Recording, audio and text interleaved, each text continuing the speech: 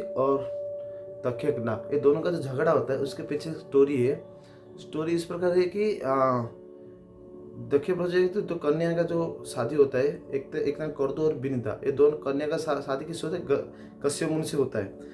तो जो कश्यप मुनि की शादी होता है, उन्होंने कश्यप मुनि का अच्छा से सेवा करते हैं। तो फिर कश्यप मुनि को बोलते कि मैं आपका सेवा में खुश हूँ, आप क्या मांगना चाहते हो मांगो। तो फिर कर्दू ने बोलते हैं कि अगर आप देना चाहते हैं तो एक काम कीजिए, मेरे को 1000 सर्प संतान जैसे पैदा हो सकते ऐसे मेरे आशीर्वाद दीजिए, 1000 सर्प नाग संतान पैदा हो। तो बोले ठीक है, तथास्तु, हो जाएगा आपका। फिर विनीता ने बोलते हैं कि अगर आप भी हमें देना चाहते तो काम करो, मेरे को 2 संतान दीजिए जो कि पंखी होगा। बोले ठीक है, चलो धन्यवाद। उसके बाद फिर दोनों को अपने कश्यप मुनि बोलते ठीक है, आपने मेरे गर्भ को संभालो, मैं चलता हूँ, ऐसे बोल के कश्यप मुनि फिर जाते हैं तपस्या करने के लिए। फिर यहाँ पे फिर 500 साल बाद फिर क्या होता है, अपना कर्दू का फिर 1000 नाग संतान पैदा होता है। जैसे 1000 नाग संतान पैदा होता है, तो फिर अपना विनीता क्या बोलती है, विनीता सोचती है कि अरे उनका संतान पैदा होगा, हमारा क्यों नहीं हुआ, इसलिए क्या जल्दी का चक्कर में एक अंडा को फोड़ देता है। जैसे उन्होंने एक अंडा को फोड़ता है, तो उसमें से क्या होता है, आधा शरीर गढ़ वाला एक बच्चा उसे मिलता है, कि उसका आधा शरीर गढ़ा हुआ और आधा शरीर अभी तक गढ़ा ठीक से गढ़ा नहीं था और टाइम लगने वाला था। तो फिर बच्चा बोलते माँ आपने ये क्या कर दिया, अभी मेरा बहुत टाइम बाकी था, आपने अभी से फोड़ दिया उसको, तो मैं आपको श्राप देता हूँ 500 साल आपको क्या दासी बन के रहना पड़ेगा। तो बोला अरे यार ये तो बहुत बड़ा मिस्टेक हो गया ना, इसमें बचने का क्या तरीका है ना, ये बचने का तरीका है कि मेरे आपके पास और जो अंडा है उसका आप मत फोड़ना, क्यों, उसमें से जो संतान उत्पन्न होगा वो बहुत पराक्रमी होगा, वही आपको 500 साल जो आपको दासी पन से आपको बचाएगा। बोला अच्छा ना, हाँ। तो उसके बाद क्या करते, वो दूसरा अंडा फोड़ता नहीं फोड़ने के बाद कुछ साल जाने के बाद उसमें से क्या होता है, अपना साक्षात गरुड़ जी प्रकट होते हैं। और जैसे गरुड़ जी प्रकट होते हैं, आप विश्वास नहीं करोगे कि गरुड़ जी बहुत ताकतवर होते हैं। जैसे प्रकट होते हैं ऐसे उन्होंने उड़ने लगता है अपना आसमान से। जैसे उड़ते हैं तो देवता लोग बोलते हैं कौन है इतना तेज से ये करता है। तो बाकी अपना अग्निदेव बोलते हैं कि ये विनीता नंदन है, जो कि अपना गरुड़ जी है, वो आपको क्या करे, आपको मदद करेंगे, लेकिन आपका जो शत्रु है ना उसको नाश करेंगे। बोला अच्छा ठीक है, तो बहुत बहुत अच्छा है, ऐसे बोल के ठीक है चल धन्यवाद बोलते। फिर एक दिन बाद क्या होता है, कर्दू और विनीता दोनों क्या करते हैं, कुछ बाहर से घूम रहे थे, तभी उन्हें कर्दू बोलते हैं, बोले अच्छा ये बता, ये जो समुद्र मंथन जो घोड़ा जो प्रकट हुआ था उसका कलर कैसा है, उसका नाम था सुत्तासुर का ऐसा कुछ नाम था। तो बोलते हैं अच्छा उसका कलर तो सफ़ेद था ना, हाँ घोड़ा का कलर तो सफ़ेद था। कर्दू बोलता है कि घोड़ा का कलर तो सफ़ेद था, लेकिन उसका जो पूछ है ना वो काला कलर का था। बिंदा बोलता अरे नहीं ऐसे नहीं ना, हाँ ऐसे ही है ना, ना ऐसे नहीं। अगर ठीक है, अगर मेरा बात सच हो जाएगा तो तू मेरा दासी बनेगा, और तेरा बात अगर सच हो जाएगा कि मैं तेरा दासी बनूंगा। अगर घोड़ा का पूछ में अगर काला कलर होगा तो विनीता कर्दू का दासी बनेगा, ऐसे नियम है। अगर घोड़ा का कलर सफेद होगा तो कर्दू फिर विनीता का अपना 500 दासी बनेगा। तो बोले ठीक है चलो ठीक है, ऐसे बोलते बोले ठीक है कल हम लोग देखेंगे उसको। बोले ठीक है।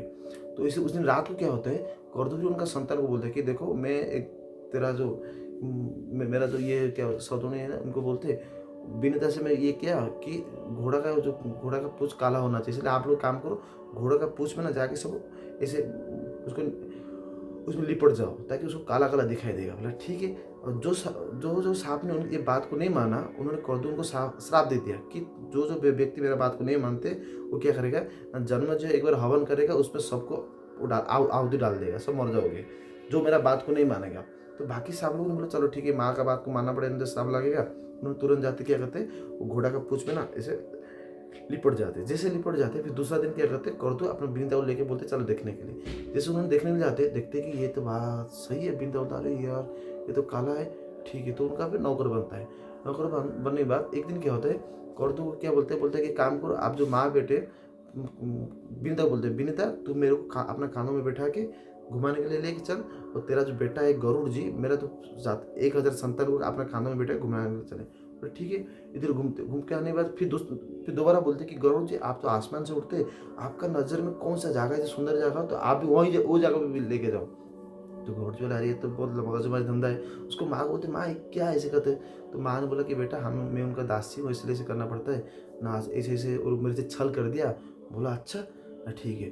तो फिर अपना गरुड़ जी उनको पूछते कि आप एक मेरे को बताओ कि मैं क्या काम करूँ जो कि आप मेरा माँ को दासी से मुक्त करा दोगे। तो फिर जो सांप थे। सांप बोलते काम करना, अगर आप मेरे लिए हम लोग के लिए अगर अमृत लेकर आओगे तो हम लोग क्या करें, तेरा माँ को दासी से मुक्त करा देंगे। बोला अच्छा ना, हाँ ठीक है। तो गरुड़ जी बोलते माँ मैं जाऊँगा अमृत लेकर आऊँगा, आपको दासी से मुक्त कराऊंगा। बोले ठीक है चलो। तो बोले माँ खाऊंगा क्या ना, रास्ते में आपको खाने के लिए मिल जाएगा, वहाँ पर एक कुछ राक्षस लोग रहते उनको खा लेना। बोला ठीक है। तो फिर गरुड़ जी जाते, रास्ते में उनको कुछ मिलते, उनको राक्षस लोग मिलते, उनको खा जाता है। फिर वो आगे आगे उड़ते, जैसे आगे उड़ते तो कश्यप मुनि देखते, अरे बेटा तो कहाँ जा रहे हो ना, पिताजी ऐसे ऐसे माँ को मैं मुक्ति हूँ गरुड़ जी लाने, मैं अमृत लाने के लिए जा रहा हूँ ना। अच्छा कुछ खाएगी ना, मैं जितना सारा खाया था सब मेरे को दोबारा भूख लग रहा है, दोबारा भूख लग रहा है ना, हाँ ना एक काम करना, रास्ते में जाते समय ना एक जगह में एक कछुआ और एक हाथी दोनों झगड़ते रहते। क्यों ना, दोनों पूर्वजन्म में भाई थे, लेकिन संपत्ति का चक्कर में वो दोनों लड़ते लड़ते इस जन्म में हाथी और कछुआ के फिर भी लड़ रहे। ये दोनों क्या तो खा लेना, उसका तो गरुड़ अपना अमृत लाने के लिए जाना। तो बोलते ठीक है। तो फिर बोला, लेकिन बोलते आप ब्राह्मण से तो बच के रहना हमेशा, कि ब्राह्मण का अपराध बहुत खतरनाक है, उससे बच के रहना। गरुड़ जी बोले ठीक है पिताजी।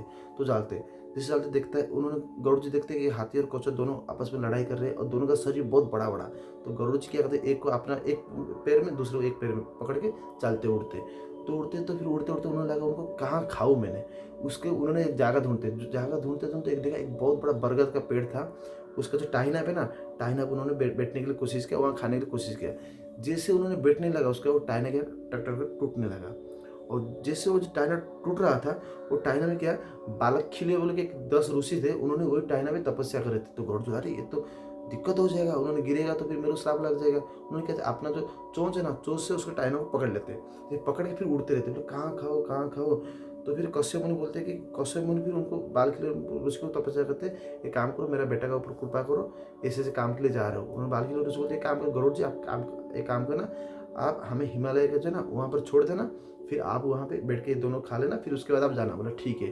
तो गरुड़ जी उनको जाते आराम से बाल खिले ऋषि को अपना अपना अपना जो ये ना हिमालय पर्वत में उतार देते, फिर वहाँ बैठ के ये दोनों हाथी और कछुआ दोनों खा के फिर जाते ये लाने के लिए, अमृत लाने के स्वर्ग जाते हैं। स्वर्ग जाते हैं तो इंद्र बोलते हैं कौन आ रहा है, इतना हाहाकार मच गया स्वर्ग में, कौन है।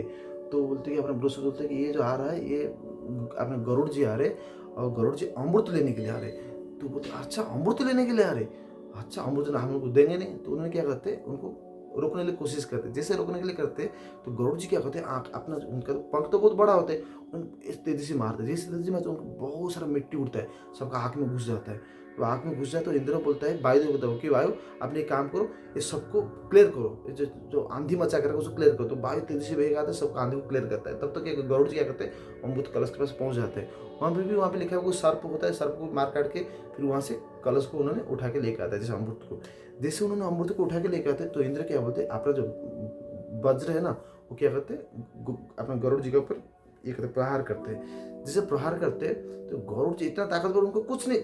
गरुड़ जी बोला देखो मेरा इतना ताकत है कि मैं सारा ब्रह्मांड को उठा के ले सकता हूँ, मैं भी आपके साथ लड़ाई कर सकता हूँ, लेकिन मेरे को इच्छा नहीं है। लेकिन आपने जो मेरे को ब्रज जो प्रहार किया, लेकिन ये ब्रज बना किसे ना, दधीचि मुनि का अस्थि से बना, इसलिए मैं उनका रेस्पेक्ट करने के लिए क्या करता हूँ, मेरा एक पंख ना नीचे गिरा था। तो गरुड़ जी कहते धीरे से एक छोटा सा पंख रेस्पेक्ट के लिए गिरा देते। तो फिर अपने इंद्र बोलते अच्छा गरुड़ जी बताओ, आप तो अमृत तो पियोगे नहीं, तो फिर लेके क्यों जा रहे हो। तो देखो इंद्र जी, ये मेरा माँ को श्राप से मुक्त करने के लिए मैं लेके जा रहा हूँ, और आपको कुछ चाहिए तो मैं काम करना, मैं जाके वहाँ पर रख दूंगा, तो आप तुरंत वहाँ से उठा के लेके आ जाना। जैसे मैं रखूंगा उनको बोल दो कि मैं रख दिया, मेरा माँ को दास से मुक्त करा दो। जैसे मेरा माँ को दास से मुक्त करा देंगे, आप क्या करना तुरंत उसको उठा के लेके आ जाना। इंद्र बोलता है ठीक है चलो, ये बहुत अच्छा आइडिया है, और आप मेरे से, मैं आपका बहुत प्रसन्न हूँ, मैं आपको कुछ वर देना चाहता हूँ, क्या मांगना तो मांगो। तो फिर गरुड़ जी बोलते काम कीजिए, अगर आप हमें देना चाहते तो ऐसे दीजिए कि सारा जो दुष्ट श्राप है ना, मैं सबको भोजन बनाऊंगा, उनको मैं खाऊंगा और क्या। तो अपने इंद्र बोलते ठीक है तथास्तु, बोलते फिर आगे बढ़ते। फिर गरुड़ जी आगे बढ़ते तो भगवान विष्णु फिर उनको मिलते, भगवान विष्णु में उनको प्रसन्न होते। भगवान बोलते तो ये काम कर, तू मेरा वाहन बन जा, बोल के भगवान उनको अपना वाहन बना देते। फिर गरुड़ जी क्या करते आगे बढ़ते, जैसे आगे बढ़ते तो फिर उनके पास वो लेके जाते, किसके पास, सारा सर्प के पास लेके जाते, और बोलते कि ये करो कि अपना ये हो गया। सारा सर्प को बोलते देखो मैं अभी अमृत लेके आ गया, और आप अभी ये अमृत का पी सकते, लेकिन पीने से पहले आप काम करो, सब नहा धो के आओ, उसके बाद पीना। मैं अमृत को क्या करता हूँ, ये जो क्या बोलते ध्रुव घास है ना, उसका ऊपर, ध्रुव घास है उसको, घास टाइप का है ना, उसको क्या बोलते हैं उसको, उसका पर मैं कूस घास, जो कूस है ना, कूस का पर रखता हूँ ताकि ये पवित्र के लिए वहाँ पर रखता हूँ। और आप लोग नहा धो के आके उसको अमृत पी लेना और मेरा माँ को दासी से छोड़ दो। उन्होंने बोलता ठीक है चलो मैं छोड़ दूंगा आपको, अब माँ को आप लेके जाओ। बोलते तो गौरव जी जैसे अपना माँ को लेके आते उन्होंने इंद्र को बोलते मैं रख दिया बोल के। तो इंद्र क्या होता है तुरंत आके उसको अमृत को लेकर उठा के निकल जाते हैं। तो सब लोग आके देखते अरे यार ये तो अमृत कहाँ गायब हो गया, कैसे कौन लगा, इंद्र तो वापस लेके गया ना, दिक्कत हो गया सर। एक काम करते, ये जो कुश का ऊपर जो शायद अमृत लगा होगा इस सोच के ना सांप लोगों ने क्या किया उसको चाटने लगे। जिससे उन्होंने चाटने लगे उनका जो जीभ है ना 2 टुकड़ा हो गया। इसलिए सांप सांप लोग का जीभ 2 टुकड़ा, क्यों उन्होंने कुश घास को चाटा ना, इसलिए उनका जीभ कट गया, 2 टुकड़ा हो गया। उसके बाद अमृत अमृत कलश को कुश का ऊपर रखा था, इसलिए कुश को भी पवित्र माना जाता है। ये होता है उनका दुश्मन का कारण है। और बाद इस पर कुछ और अपना ये इसमें लिखा हुआ है, गर्गन संहिता में भी लिखा हुआ कि गरुड़ जी हमेशा क्या करते थे, एक एक जगह था जहाँ पर पूरा सांप रहते थे, वहाँ जाके सांप को अपनी इच्छा से खाते थे। तो सांप लोगों ने एक दिन कि काम करते, गरुड़ जी आप ऐसे मत खाइए, हम लोग करते ना फैमिली वाइज, आज आज ये फैमिली में जाएगा आपके पास काम ये करने के लिए, आज ये फैमिली देगा आपको खाने के लिए, आज ये फैमिली देगा आपको खाने के लिए। उन्होंने बारी बना दिया कि आपका एक दिन ये एक दिन ये एक दिन हम लोग ऐसे देंगे, आप ऐसे हमारा सर को मत खाइए, हम लोग बहुत ये होता है दिक्कत होता है, अपना तकलीफ होता है। तो गरुड़ जी बोलते ठीक है चलो ऐसे ही करो। तो गरुड़ जी के पास वो लोग किसी से परिवार में एक लेके जाते, तो गरुड़ जी उसको आराम से भोजन बनाते। तो एक दिन क्या होता है तक्षकनाग का बारी आता है। तो तक्षकनाग क्या बोलते हैं मैं क्यों जाऊँ, मैं क्यों, तो गरुड़ जी को तो ऐसे गरुड़ जी अपने अपना यूज करता है। गरुड़ जी को जैसे उनका फाइट होता है, गरुड़ जी को टसने लगते हैं। गरुड़ जी तो छोड़ने वाले नहीं, गरुड़ जी अपना चोंच से और अपना पंजा से ना उसको पूरा खिनबिन कर देते।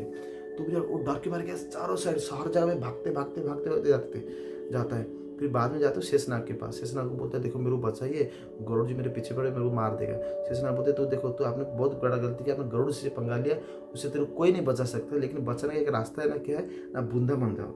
वृंदावन क्यों क्यों वहाँ से कैसे बच सकता हो ना, अगर आप वृंदावन जाओगे वहाँ पर क्या है ना, एक बार की घटना है, श्रवरी मुनि है ना यमुना में तपस्या कर रहे थे। तो तपस्या कर रहे थे उस टाइम कुछ मछली उनके साइड में खेल रहे थे।